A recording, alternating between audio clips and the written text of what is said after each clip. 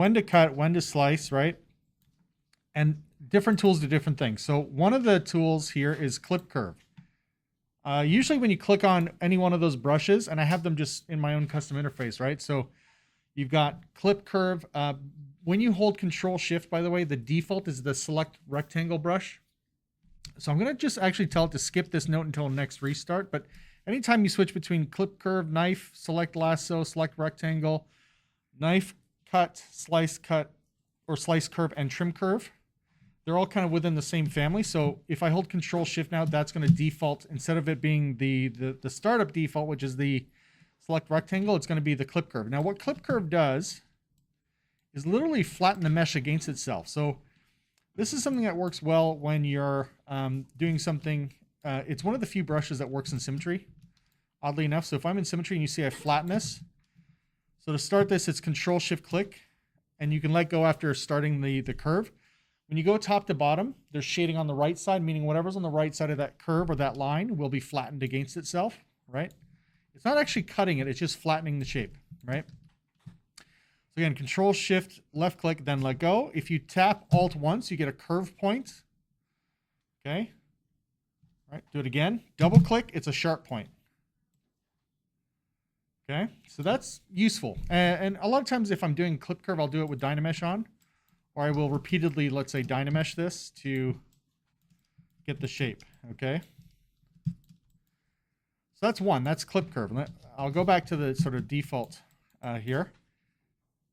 Slice Curve. Slice is when you know you want to kind of cut off a chunk, and it has the same function. Tapping Alt once gives a curve. Double click gives a straight line or a sharp point. And if you notice, even though symmetry is on, it only works on one side of the mesh, okay?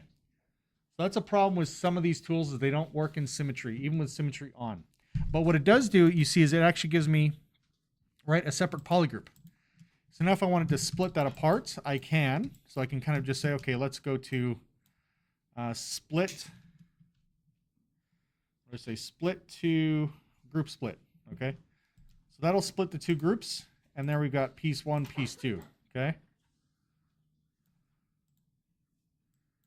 Now, I'm going to just undo this by merging back down, merge down. And I can simply go to weld, in this case, weld points, and I'll hit Control W, so it's one group again. Okay, so that's slice, right? Slice is actually not destroying anything, but it's cutting through the mesh and allowing you to get two groups. So the useful thing about that is if I Z-remesh this and say keep groups, okay? Oops, I'll turn off symmetry, Z-remesh. Right, so now I can kind of, maybe create some new mesh based on that group splitting, let's say, okay? So that's very, very useful. I often will use this in a character mesh where I slice it up into chunks for UVs, or to get good loops. So I'll put a slice in the elbow, a slice at the wrist, a slice at the shoulders, anywhere where there's going to be a joint. I'll put a new polygroup through slicing. So just to show you that quickly, yeah, I'll use just the male. Okay, so that can be useful. And again, if I'm doing it, again, because it doesn't work in symmetry, this also doesn't like division. So I'll go down to my low. So if I just cut across here, you see it's kind of making new polygroups. And by the way, you can mask things off too, so it doesn't kind of go through the whole mesh. Right, so you can sort of see it's kind of cutting through the whole mesh. So if you want to avoid it hitting other areas, just mask and protect those areas quickly. Sorry, just demask here, and then okay.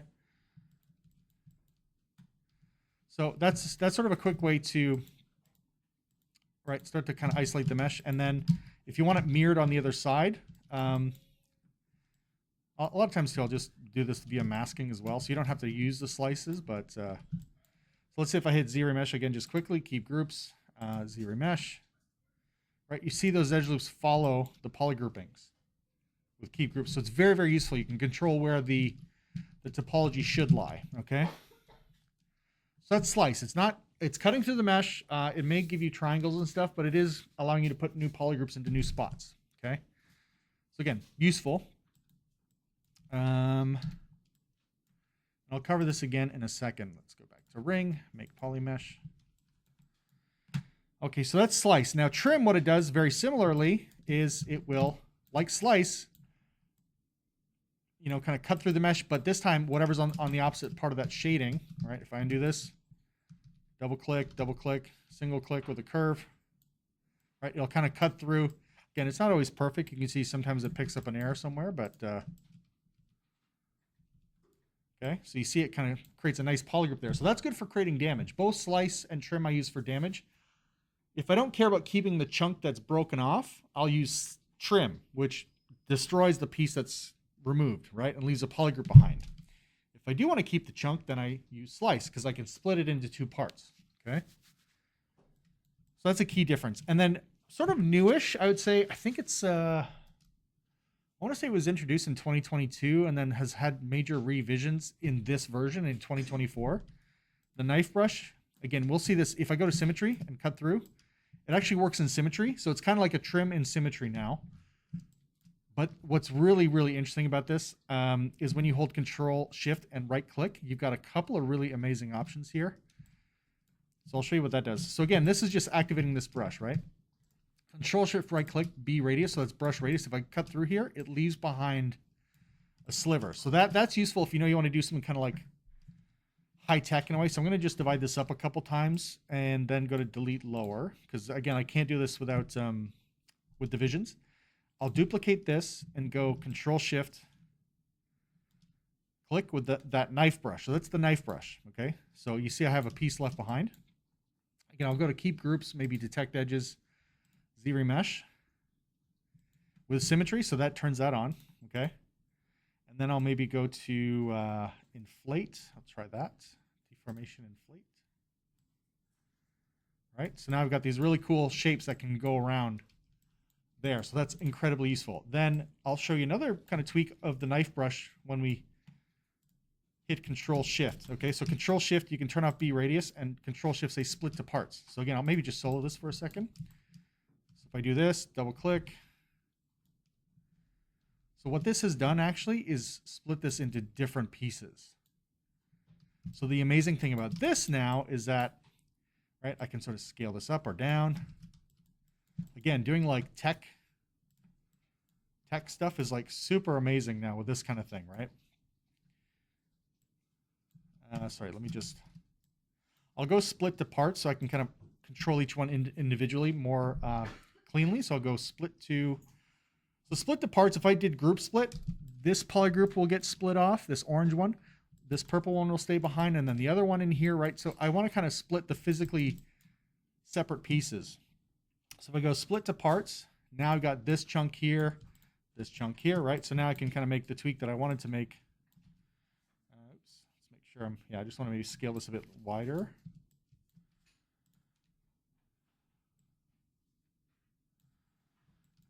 And then, I'll just play around with this stuff here for a second.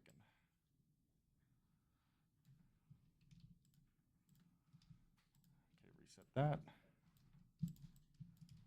Right, so you can do some like really, really cool, amazing stuff now with the knife brush, especially if you go into the split to parts option. So more and more, I'm probably going to wind up using the knife brush with either the B radius, which gives you the strip and the width of your brush, or the split to parts option, because again, you can do really, really cool mechanical stuff with it. Hard surface modeling, okay? And you can keep going, by the way. So if I took this again, I'm on knife brush. If I hold Control Shift, I see the knife brush up in my brush palette on the left side. So again, just make sure it's gone split to parts. I don't need the polygroup option because then it kind of acts like slice. Okay, so these are the two that are really, really useful. So it's Control Shift, right click. So like I said, if we do this, then maybe I'll take this part and again, I'll go to probably just do a quick Z-Remesh. I often do this. Keep groups, detect edges, Z-Remesh. Sorry, maybe I'll split unmasked as well. Split unmasked. There we go.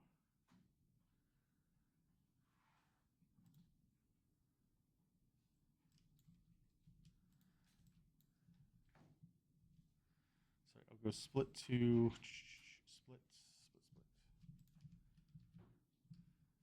Let's try this. I'll do an inflate, just a slight inflate here. Sorry, inflate.